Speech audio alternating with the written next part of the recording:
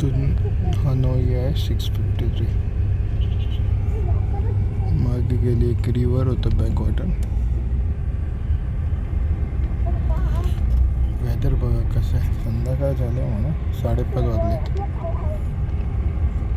आणि या साईडला जसं जसं हनोई जवळ येईल ना तसं थंडी सुरू होईल. कोल्ड वेदर आहे. आणि कॉफी शॉप का पाठलाग सोडत नाही. प्रत्येक ठिकाणी कॉफी शॉप आहे. बस स्टॉप होती. बघा ही जी पूल इथली येते ती कुठे होती. हो ची मिन या मे बी.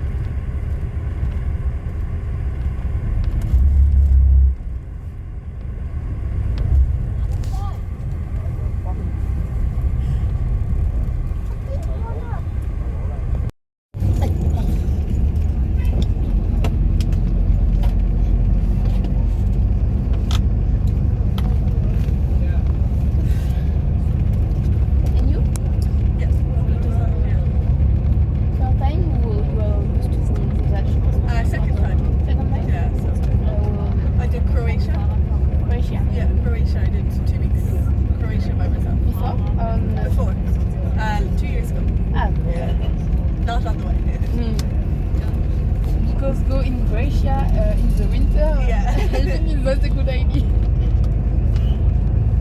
I went. जेवण बघा वाढवून ठेवलं. मी ह्याची भाजी कोबीची आमलेट घेतला. मच्छी आवडत होती पण ते सॉस जो टाकलाय ना त्याच्याने आवडत नाही खाल्लं. अशा प्रकारे जेवायला थांबलो. पण पोचलो एकदाच. हे बघ किंग कॉंग बार, दुबई बार, भरपूर परत काय काय. हे केवचं ठिकाण आहे आणि जगातली सर्वात मोठी केव इथे इथे पोचलो. कॅब मिळाली नाही आणि नाही सुद्धा. म्हणजे पूर्ण शांत आहे. छोटंसं असं माउंटनवरती आहे.